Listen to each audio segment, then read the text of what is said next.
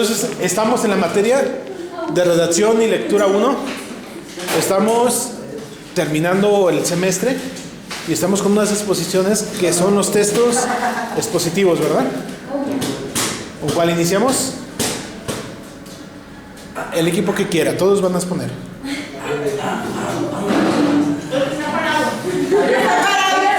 Que se comience. Tú estabas parado. No. Usted elija, profe. Sí, usted es profe. Adelante, equipo. Equipo de estudio. Sebastián.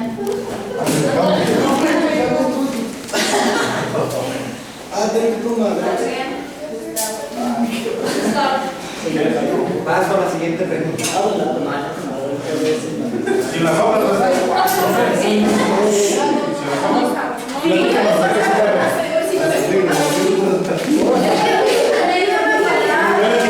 Yo les dije cómo.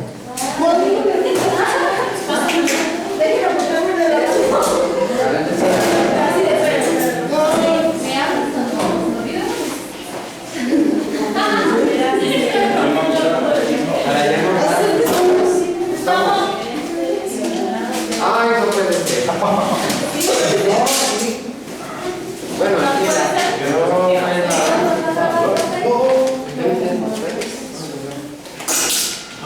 ¿qué?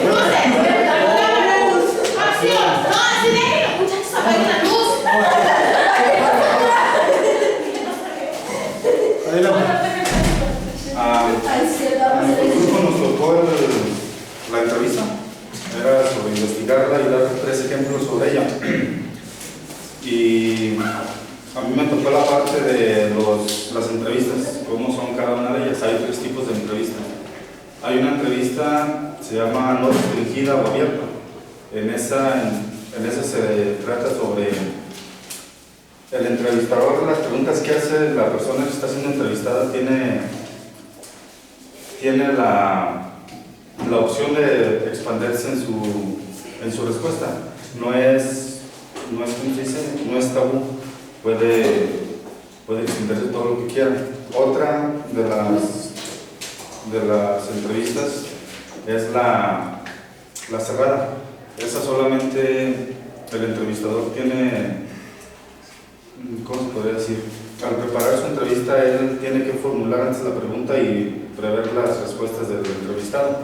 El entrevistado solamente puede contestar a esas preguntas como sí o no.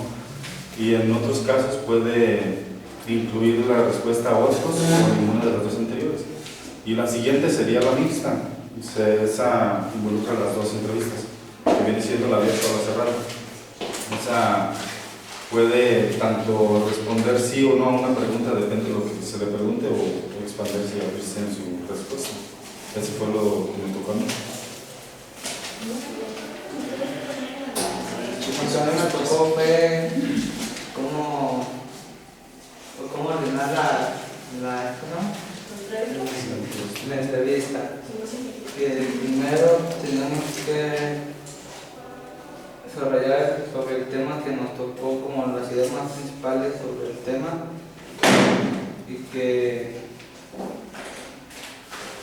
no debemos que debe ser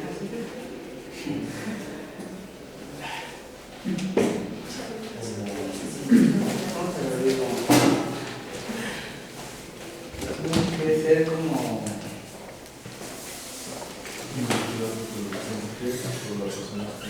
el tema no tiene que ser, pues la entrevista no tiene que ser tan larga ni tan corta, tiene que ser más así como y que no tienen que empezar con preguntas tan directas ni tan difíciles. Por ejemplo, tocó que era la entrevista, que dice que es un documento que te sirve para abordar un tema especial, por ejemplo, investigar sobre un oficio o algo relacionado con las preguntas hacia una persona. También me tocó qué parte la conformaba, como que tiene que haber un sujeto que entrevista y el que responde, que también está, las preguntas tienen que estar escritas coherentemente y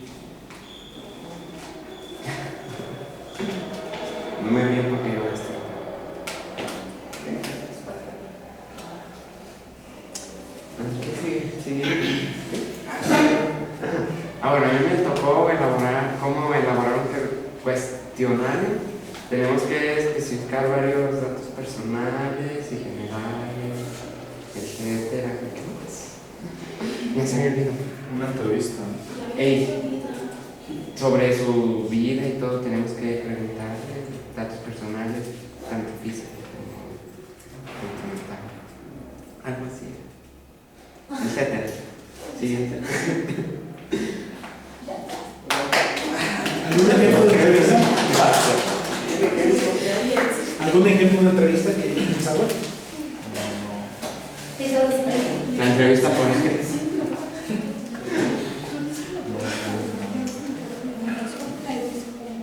¿A quién entrevistarían ustedes si pensaran hacer un reportaje sobre los papaquis? ¿A quién? A la gente antigua. Si conocen a alguna persona por nombre, díganla.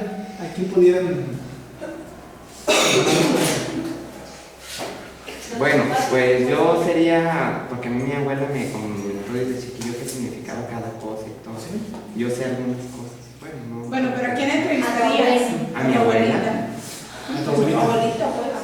Un ejemplo también puede ser como cuando una persona va a construir su casa y contrata como a un arquitecto, un ingeniero. Ese arquitecto, ingeniero tiene que entrevistar a esa persona.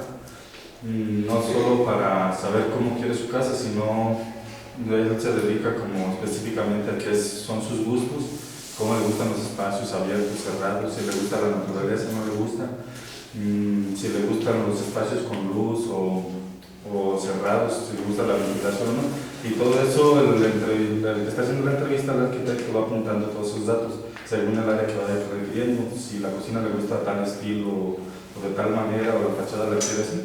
Y ese sería un ejemplo de entrevista de un arquitecto hacia un cliente. ¿Un médico nos entrevista? ¿Nos vamos a consultar? Sí. ¿Un abogado? Sí. ¿Un sacerdote? De alguna manera. También. Sí, no cuando nos está ofreciendo la confesión, ¿no? Normalmente, ¿cómo lo hace? ¿Un maestro los entrevista? Sí. Me voy a preguntar a Lupita, ¿cuándo cumpliste los 15 años? ¿El 5 de agosto? De septiembre. ¿Hubo fiesta? No puedo decir porque me invitaste. La misa. Así que ya tengo dos razones por estar enojados por una con Lupita y otra con Rubí. Me invitas, no su novia. No tu novia. Oye, me invita y luego dice que no estoy invitado porque no me conoce. No se vale. Yo ya iba a ir a ver si me ganaba el premio del chico, de los 6 pesos. Y me iba a la joya. Ya había puesto, asistiré. Para quien no sabe de qué estoy hablando. Estoy hablando de unos 15 años que se celebraron el 26 de diciembre en La Joya, que es en un municipio de San Luis Potosí, y que aparece en el Face, y no habíamos podido invitar a la gente al festejo y al concurso del chivo. Entonces subieron un video, ya después hubo gente caritativa, porque siempre hay gente caritativa para todo. Y dijo, mira, yo creo que no alcanzan a invitar a todos porque no hayan cómo hacerlo. Entonces hicieron un evento por Face y empezaron a invitar a todos los que estaban en las redes a ver quién quería asistir. Yo soy de los 330,000 personas que dijimos que vamos a asistir, yo y mi familia.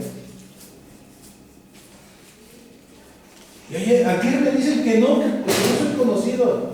Estoy muy enojado. Miren, de puro coraje yo le dije a la Rosa de Guadalupe que hiciera su capítulo. Y ya, otra razón. No, entonces yo como maestro la estaría entrevistando. Nos estaría entrevistando, de repente vamos platicando y nos estamos entrevistando. Nos vamos conociendo. Ustedes llegan y entrevistan al maestro también. ¿Por qué? Porque le hacen una serie de preguntas porque ustedes van a conocer algo. Qué bonito. Bueno, vuelvo a lo mismo de los papaquis. ¿A quién buscarían ustedes? Nombre. ¿Todavía Los que está saben pues los que saben más son las personas mayores, me imagino. Bueno, también hay gente de mediana edad que lo sabe bien. La gente que ha tenido la tradición de hacer esos Quiero decir que estas son las tradiciones que conocen más personas de un lugar. Que a lo mejor no somos muchos los habitantes, pero sí sabemos de qué estamos hablando. No es lo mismo que si habláramos de la fiesta de Santa Rosa. ¿Cuál es esa? ¿Ya vieron? La fiesta de la Santísima Trinidad. No, esa sí la conozco. A la Santísima Trinidad. ¿Cuándo se hace la fiesta a Francisco de Asís? ¿Por qué? ¿Qué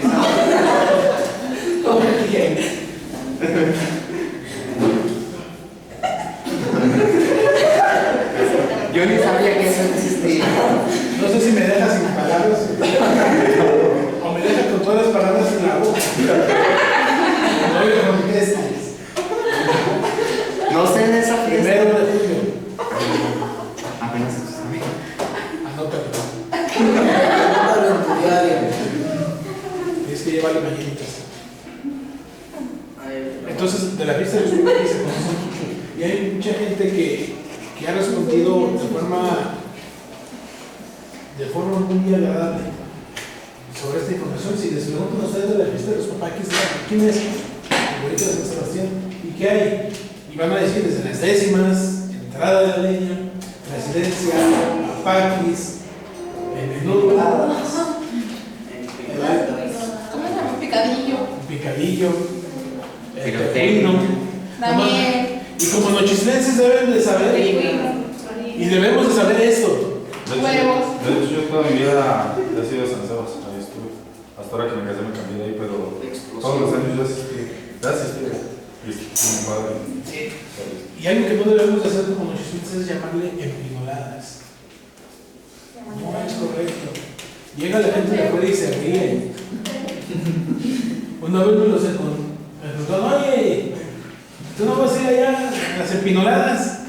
Burlándose. No, sí voy. Pues vamos, ¿no? Como que eso usted sabe. Dice, sí, los visitantes son los primeros. No manches, estamos. Sí, es que ustedes enseñan de esa manera. Porque cuando hablamos de empinadas, ellos piensan que toda la gente se empina. Por eso no debemos de ponerle ese nombre. Hay que quitarlo de la cabeza, empinadas. Ellos pensaban que todos estaban empinados y entonces llegaban. Eso está mal. Entonces, ¿cómo Me tuve que contestar que no son empinoladas, son fiestas de los Papaquis. Así. Vamos a la fiesta de los Papaquis. O los gremios también. Que es parte de. El Papaqui está dentro del gremio. Pero si le damos un buen nombre es porque no es un nombre religioso. Porque los Papaquis no es una fiesta religiosa, es una fiesta pagana. Es una fiesta de fuera, es una fiesta cascada. Otros dicen que se llaman mitotes. Yo le digo llamándole Papaquis. De hecho, todo empieza de los cascanes, ¿verdad? Sí. Cuando tenían batallas y ellos salían vencedores, remolían cochinillas y se embarraban. Y se embarraron coches y de ahí viene esa tradición de embarrarse el pinón. Todo lo de nosotros es prehispánico. Sí. Luego llegan los religiosos y dicen, no, ¿qué está pasando? Hay muchas cosas que yo les quisiera platicar en enero sobre esto. Pero eso va a ser en enero. Porque si no, no van a tener una feliz Navidad. En serio, ya que No existe Santa Claus.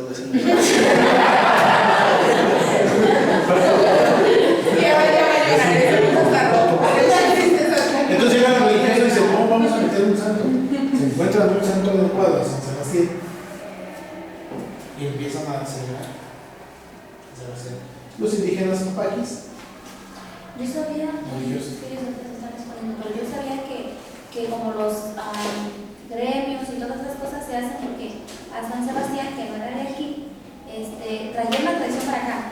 Pero creo que por estar defendiendo la fe cristiana, lo mataron a pedradas. Entonces las naranjas y las colaciones simbolizan las piedras, las cañas los garrotes, y la harina es cuando él se pintaba para que disimular su color. Porque Era un español. Es parte de las leyendas que hay. San Sebastián se murió en Italia, era un soldado romano que se convirtió a la fe cristiana y dijo: voy a darle por aquí. Y alguna vez lo atacaron y lo dejaron malherido, pero sobrevivió. Le perdonó la Y vida. pero todo eso fue ahí en Roma. Todo fue bien. Los religiosos vieron que era necesario tener una fiesta, tener un santo en una fiesta como esa. Por eso se habla de fiesta de afuera, Papaquis, y fiesta de adentro, a San Sebastián. Jamás se han juntado. Siguen yendo juntas de la mano, pero jamás revueltas. No les quiero platicar eso, les quiero platicar en enero. ¿Por qué buscaron que San Sebastián fuera y no fuera otro? Por todo lo que sucedía. Mejor explico en el año que viene. pues sí, el próximo año. Pueden saber ahorita y no pueden saber después, no hay problema. Ya me entero. Una pausa.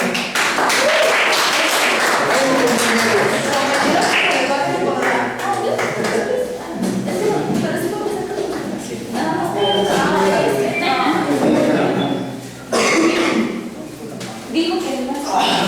Yo no dije nada. Ay, no. No expliqué cómo. Sí, sí.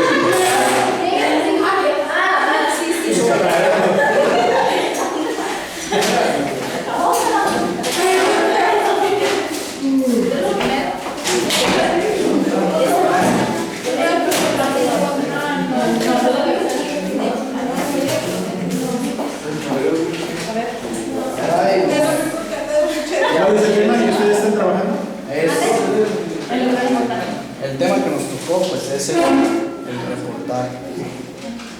Dice que el reportaje es un género periodístico que trata de informar hechos sucedidos, como también va de la mano con la entrevista, porque a través de un reportaje puede hacer alguna entrevista acerca de lo que ha pasado ahí en ese suceso o algo, así como también puede llevar opiniones personales del autor.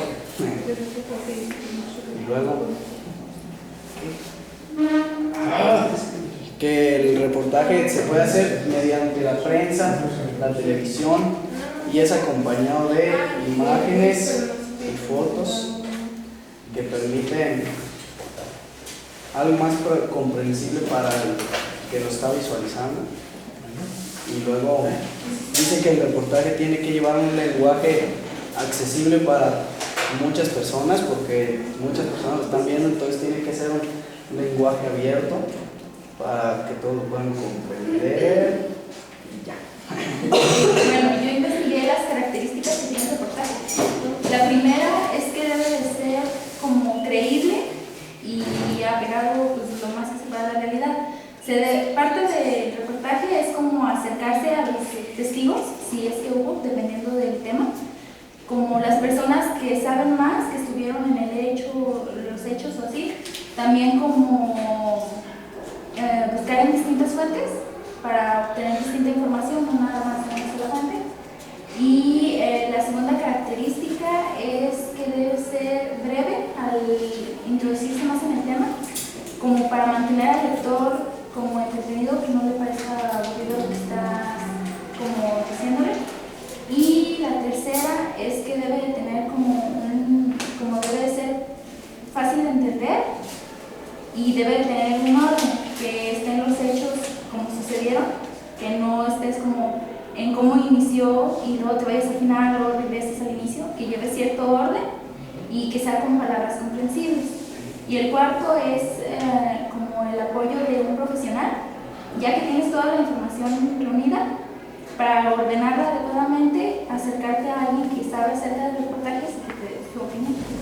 Y esas son las cuatro características. Bueno, a mí me tocó en qué medios de comunicación se puede dar a conocer el reportaje. Al principio, desde que empezó, de lo que se tiene información, empezó en Roma, por Julio César. Era un acta que se llamaba acta divina, y él hacía que lo pusieran enfrente en un foro donde estaban pues, todos los senadores. Después se fue en Pekín, eran periódicos tallados en madera, y hacia el siglo XV, lo que fue en Francia, en Bélgica y todos esos lugares, ya empezaron a llamarle hoja informativa. Y como iba creciendo pues todos los comercios, los bancos y todo, mandaban, ellos querían saber qué es lo que estaba pasando en otros lugares para hacer sus inversiones y todo eso, entonces mandaban a informantes y ellos mandaban lo que eran hojas informativas. Después en Europa se hizo pues más fuerte y empezaron a publicar lo que fueron los periódicos. Y así estuvieron por varios tiempos hasta que llegó el radio. En el radio también fue muy importante porque también había reportajes, y fue muy importante porque también en la Segunda Guerra Mundial, ahí era donde todas las personas se daban cuenta de lo que sucedía y todo eso. Después fue la televisión junto con revistas, y ya fueron agregando imágenes y muchas cosas. En una revista que hasta hoy sigue haciendo reportajes y todo, es la de la New York Times, la National Geographic también. Todas esas son revistas que siguen haciendo reportajes muy buenos. Y hasta ahora. Y pues, sí, lo que más consiste del reportaje y todo eso es en la televisión. Ya es de donde, pues, hasta ahorita actualmente es donde nosotros nos damos más cuenta de cosas del mundo que sucede y todo eso. Y a mí me tocó lo que viene siendo cómo se elabora un reportaje, o sea, a lo mejor un reportaje corto, por así decirlo. Hice un pequeño ejemplito aquí, como para que le entendamos un poquito más.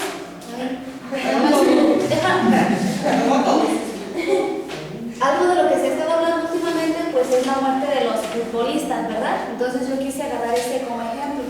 Son 8 pasos para elaborar un reportaje. El primero es seleccionar el tema, un tema de tu interés. Y el tema pues obviamente tiene que ser actual y que le agrade a la persona, que le interese. El segundo es estructurar pues el reportaje, saber cómo lo vas a hacer.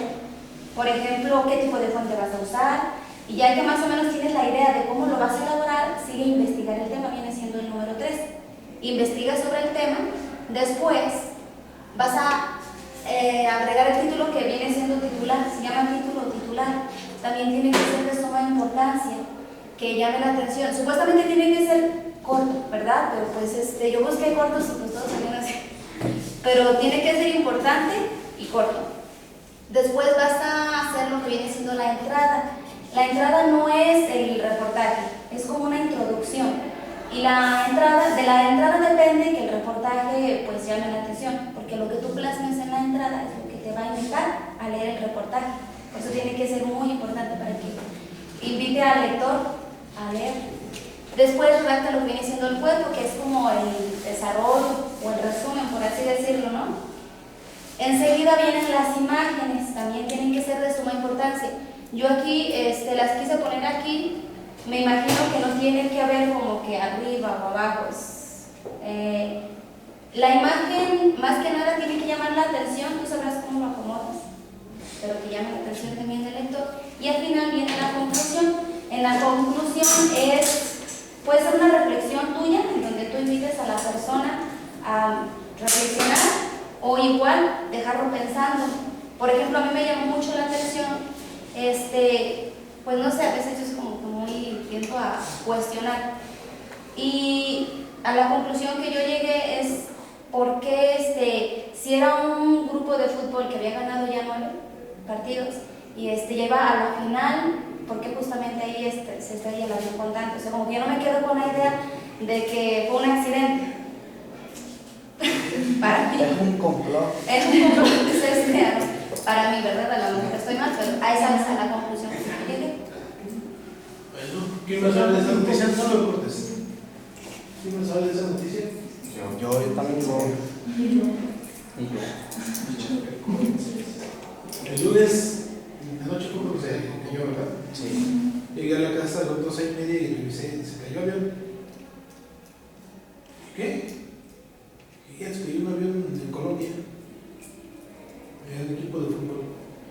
decían de muertos.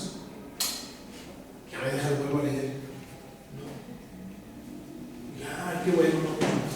Esa fue la primera noticia. Que el piloto tuvo que hacer un aterrizaje de emergencia. Ya, había algunos heridos. Pero ya me levanto al día siguiente, a las 5 o 6 de la mañana, y veo que hablan ya de 70 muertos. Y pues un dolor, ¿no? Eso debe ser doloroso para cualquiera. Nos gusta o nos gusta el fútbol, volemos o no volemos, simplemente por ser seres humanos. Estamos con esa tragedia y hasta el equipo de Colombia dijo, no, denles el campeonato, ese por honor. Pero no se murió todo el equipo, o sea, fueron solamente 6 los muertos. 76. 7, pero del equipo. Los otros eran periodistas, eran aficionados, eran parte del cuerpo técnico. que no iba el entrenador, pero iba a meter el cuerpo. Y del equipo solamente fueron 6 o 7. Y el portero que le cortaron sus piernas para que pudiera sobrevivir. Y era el portero suplente. Pero aún así es una gran tragedia, es horroroso que haya sucedido eso. No tan horroroso que hoy sí, los dos son aviones. Pero hubo, hace 2 años, un avión que tumbaron, que derribaron en Ucrania, que decía de dónde había salido el misil para derribar. Era un avión de esos jumbo, esos grandísimos que iban desde Londres,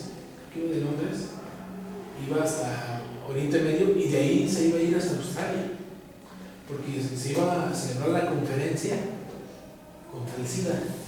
Supe bien de eso porque a esa conferencia fue mi hermano. Y fue muy doloroso ayer cuando estábamos en la conferencia de cómo habían muerto más de 100 científicos que trabajaban contra el SIDA y que posiblemente uno de ellos ya llevar avanzado, muy avanzada la cura. Iba con su familia, iban él, su esposa y 2 hijos. Y fue de los que murió. O sea, fue una pérdida de más de 170 personas. No me acuerdo cuántos fueron un montón. Y se cayó, pero se lo derribaron. Hago el comentario porque a partir de ayer empiezan a hacer ya los comentarios de que ese no fue un accidente, sino que lo derribaron también. Ya se empieza a platicar de eso. Que no fue un accidente. De hecho, a mí me dejó como que la espinita por lo que leí, porque hay una parte en donde dice según la Aeronáutica Civil de Colombia, además de los 22 jugadores del Chapecoense, en el avión viajaban 28 dirigentes, miembros del cuerpo técnico, invitados especiales del club brasileño, así como 22 periodistas y 9 tripulantes. El club ganó su primer título en 1977. En sus 4 décadas, Chapecoense ha llegado a 9 finales del campeonato catariense y ha ganado 5 títulos estatales. Este año hizo historial al llegar a las finales de Copa Sudamérica 2016 tras derrotar a San Lorenzo de Almagro. Y a mí se me llamó mucho la atención porque dijo, o sea, son muchas victorias y cuando ya están como en la cumbre y de repente como que ¿sabes? Como que a mí se me hizo demasiada coincidencia, por así decirlo, ¿no? Bueno, a lo mejor el público pudo haber sido distinto, pero sí se está hablando ya de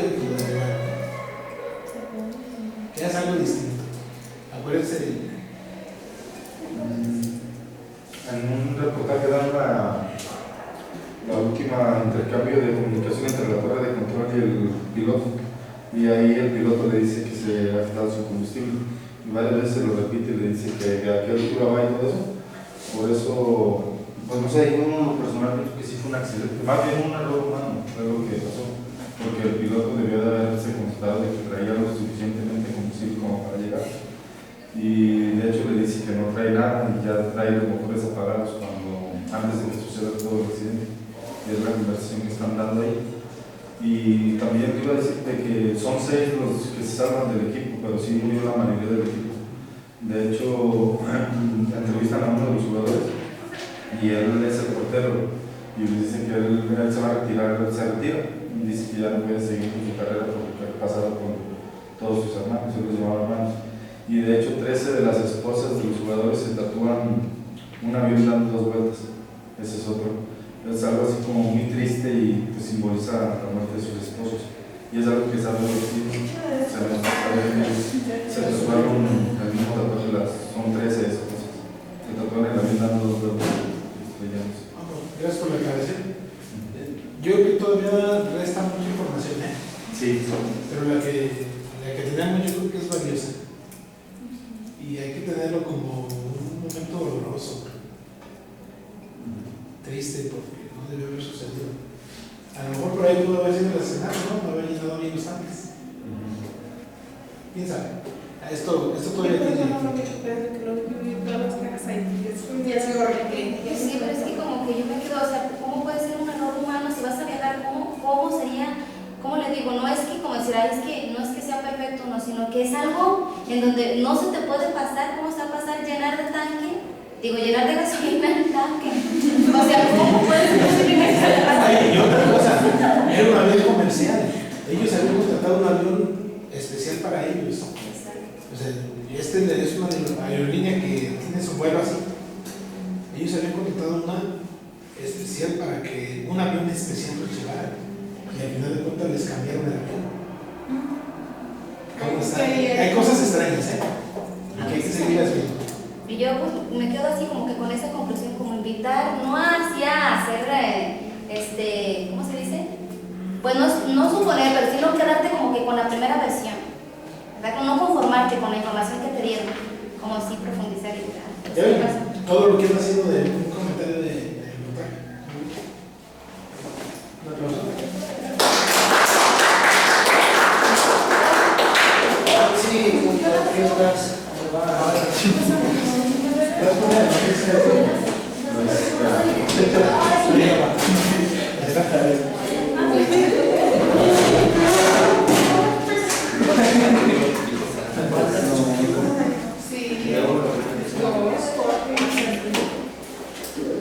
¿Era tu equipo, no?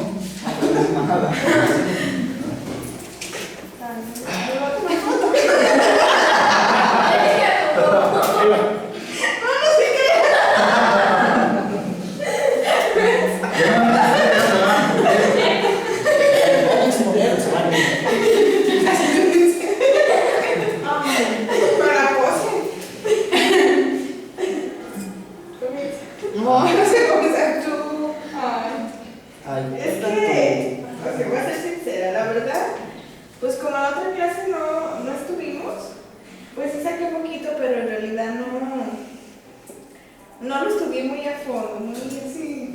Sí, pues sí, muy a fondo. De hecho, pues no sé qué, pues no. Cuéntame eso. Crónica.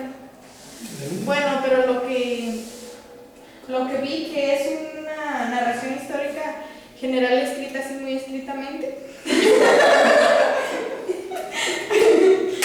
Y que recoge los hechos cronológicos, o sea que los va ordenando así sucesivamente.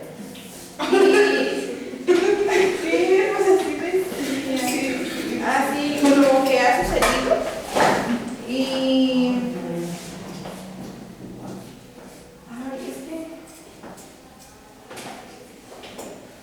puede ser de un artículo o noticia sobre un asunto que también sea de la actualidad, o sea que también viene todo bien en orden. En el libro dice que una crónica también puede ser narrada por una persona o también escrita, pero en el cual el narrador tiene que presentarse, decir la hora en la que está narrando las cosas, del tema de lo que se trata, para que la gente se llame mucho la atención.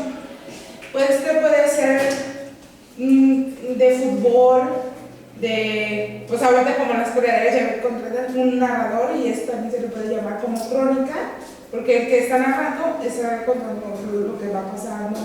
Tiene que ponerle su punto de vista, como para que la gente le interese. La mayoría de las veces se le llama a una crónica porque lo hacen en las plazas de toros. Es donde generalmente encuentras un narrador o en partidos de fútbol. Tiene que tener el nombre del autor, de las personas que van a participar, el día, la hora, tiene que llevar así un suceso, como a cada minuto ir narrando lo que va pasando, no puede decir, o puede pasar o así, no. Tiene que ir viéndolo él y narrándolo, o sea, platicándote con lo que Había un señor de Telesteca, primero en Univisión, se llamaba don Fernando Marcos. Antes era narrador de partidos de fútbol, ya después ya no narraba, solamente comentaba al final.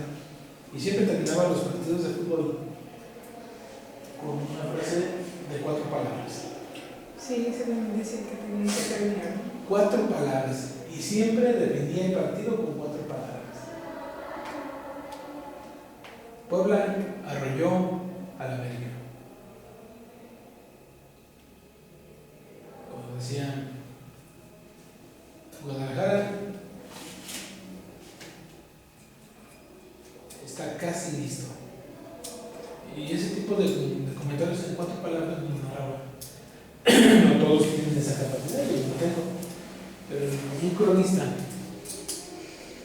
deportivo, histórico, social, pues te va mostrando las cosas paso por paso. Uno de los ejercicios que ustedes hacen en el cuaderno de viaje es una crónica. Sí lo hicieron, ¿verdad? Sí. Salimos a tales horas. Ah, digo tú.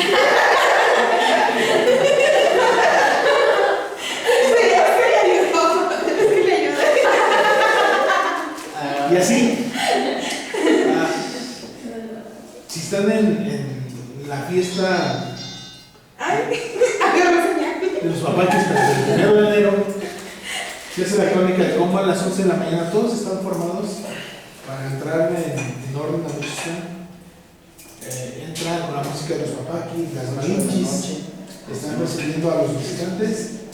Las malinchis vestidas de qué? ¿De qué color? Nunca he ido. Vestidas de blanco con una banderita de color rojo. Y están dándole la bienvenida a él junto con el güerito. Les falta lo que les quiero platicar aquí entonces. Ay, profe, ya está a punto de contarnos, pero no. No, lo que pasa es que me acuerdo de todo, pero les digo todo.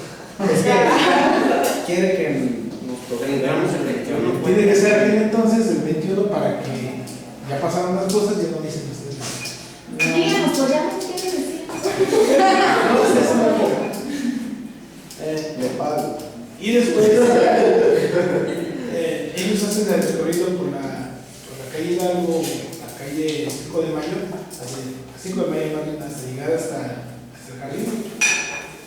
Rodean, toman la calle Morelos, para que siga con esa interpretancia, o pueden tomar la Mejía, depende de cuál recorrido traigan desde ahí. Y la calle Cadena, para hacer el recorrido hasta el templo de San Sebastián. Una vez van todos caminando, las camionetas con las llenas de leña, y uno que otro muchacho haciendo un desastre. Ay, ¿sabes? ¿No pasaron? Ese le damos fin. Ah, bueno. Saludan al abuelito, al sobrecito, y van a descargar la leña en el gallo para que todos los visitantes, dije a todos, en general dijo a todos, se les debe comer picadillo. Y puedo hacer una muestra, una descripción de cómo es el picadillo aquí en Nochistlán para que la crónica quede completa, y después se celebra un papaqui. Después del papaqui, todos los jóvenes muchachos van a hacer desorden por donde se les ocurra. Un huevo, salina y naranjas y con cosas. Piedras. Algo muy Naranjas. y sería la crónica del día 1 de enero, antes llamada la toma de Nochistlán. Es decir, cuando los jóvenes toman Nochistlán a la fuerza.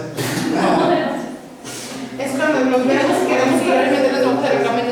¿Quién de ustedes, levante la mano, quién de ustedes no ha ido el 1 de enero a la entrada de la leña? ¿Quién no ha ido? ¿Quién no ha ido? ¿Quién no ha ido? ¿Cómo que no? Muchachos, tienen tarea.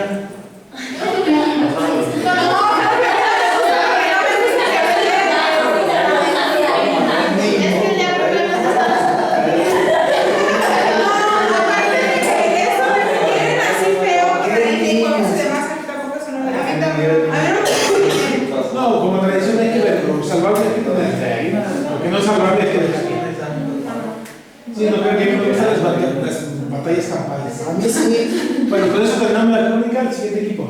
¿Qué es el último? Gracias.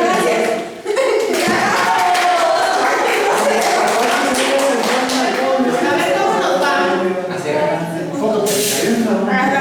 Foto, pues.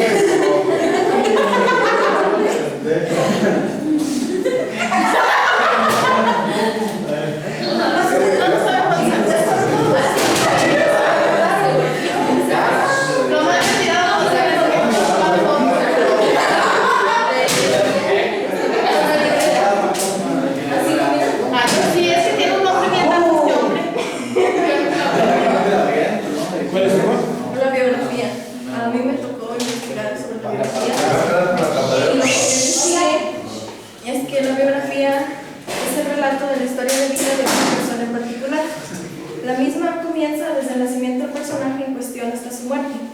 Si el protagonista de la biografía continúa con vida en el momento en el que se escribe la biografía, es probable que deba autorizar su publicación.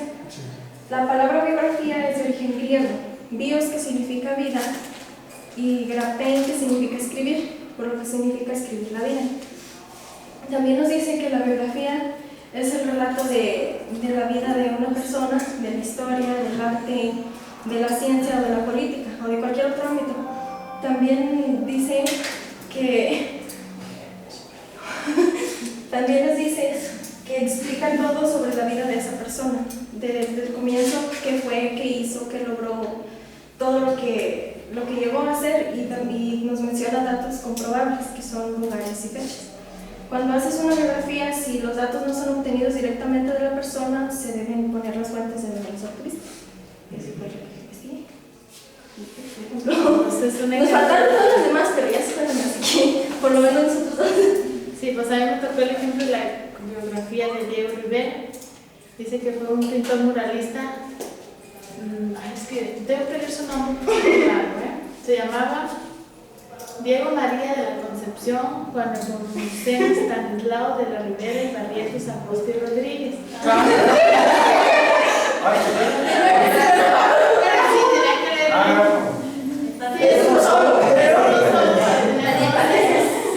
Dice que nació el 8 de diciembre de 1886. Dice que él se fue a estudiar con unos grandes maestros, pues también de pintura, que también les dio los nombres porque no me sé, que dice Santiago Redbull, Salomé Piña, Félix Parra, José María Velasco y Antonio Fabres. Dice que él regresó en 1907 y que aquí conoció a una pintora, a una pintora rusa que se llamaba Elina Buffet, o algo así. Dice que con ella se casó y que a la muerte de su primer hijo, pues dio en concreto divorcio. Y de ahí conoció, tengo que ver, en el año 1992 se casó con Guadalupe Marín, teniendo dos hijas, una se llamaba Guadalupe y otra Ruth.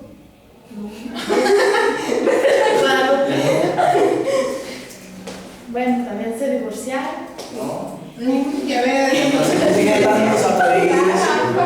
Se divorciaron y se encontró a Frida Kahlo, que también se casó. ¿Dónde se la encontró? ¿Mande? ¿Dónde se la encontró? La Frida Kahlo. No sé. No sé, pero es que decía, no entendí que dice que trajeron nupcias. Nupcias, ¿no? ¿Se encontraron? No, Contrajeron.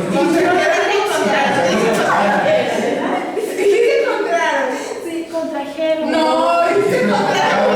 Pero tú no dijiste eso. No, solo dice contrajeron. Seguimos. Que contrajeron eso en el mismo año que lo expulsaron del Partido Comunista. Entonces, pues divorció de Frida Kahlo y se casó otra vez. La última vez se casó con Emma, dije creo que la apellido.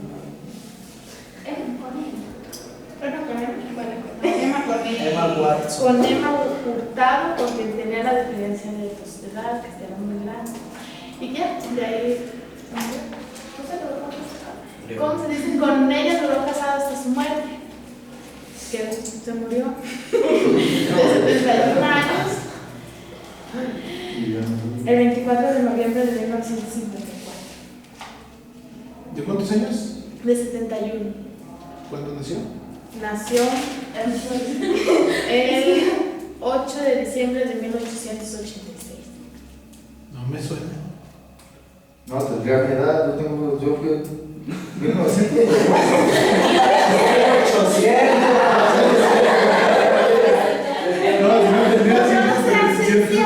1800. A ver, se murió de 71 años. Falleció en 1954. ¿A qué cuentas? 1954 y nació. En el 86. No se puede. 86. Pero 86 qué? 1886. Nació en 1886. 86, 4, 90. 1900. Sí, está bien. 50, no son 60. 1954. Son 55, 65, perdón. 69 años. 69. ¿De cuándo? Ah, es que. 2 añitos de diferencia. Ay, corrígeme. ¿Cuándo muere? Un pequeño detallito. Muere el 24 de noviembre de 1954. ¿Cuándo nace? Ah, 54, tú dijiste 55. Sí, nace el 8 de diciembre de 1886. Son 68 años. Son 68, 69. ¿Eh? No, yo no sé matemática, no. 68 Son años. 68 añitos. Miren, Entonces no tenías. tú me mandaste las ideas, fíjate la primera vez que te mandé a ti, te mandé. ¿De veras? Ya. El chiste. ¿Qué? El chiste es que se murió. El chiste es de que se murió, se quedó Y con se el agua. ¿Sabes cuántas esposas tuvo? No, y antes de que se haya ido a vivir, antes de que se haya ido a estudiar a Europa, se casó 3 veces. Ándale. ¿Sabes? Tenía como 12 años y ya se había casado como 5 veces. Sí, en serio, ¿se lo leo? Profe, no. Sí, Con razón tenía algo así. aplaudan.